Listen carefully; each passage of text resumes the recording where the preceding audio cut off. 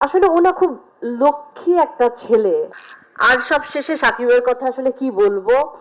আহ, আমি যখন 12 বছর আগে কাজ করেছিলাম, উম, তখনও আমি দেখেছি যে একটা মানুষ, আহ, আসলে ও না খুব লক্ষ্মী একটা ছেলে।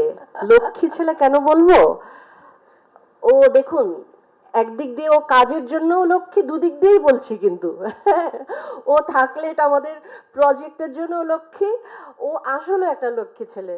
ও যখন কাজ করে, ও যে কত পরিশ্রমী, ও যে কেমন করে কাজ করে, এবং একটা আর্টিস্টের সঙ্গে যখন কাজ করার যে আনন্দ, একজন এরকম মানে তৈরি আর্টিস্ট, যে কিনা আসলে এত ভালো বোঝে টেকনিক্যাল এবং অভিনয়ের জায়গাটা।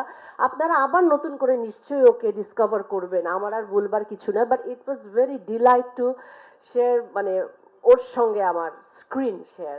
Thank you Shakib, thank you so much. মানে it was a wonderful journey. আর সবশেষে থ্যাংক ইউ আপনাদেরকে, আপনারা নিশ্চয়ই আমাদের ছবিটিকে একটা অন্য জায়গায় পৌঁছে দিবেন। Thank you Rony, thank you Chorki, thank you, thank you so much.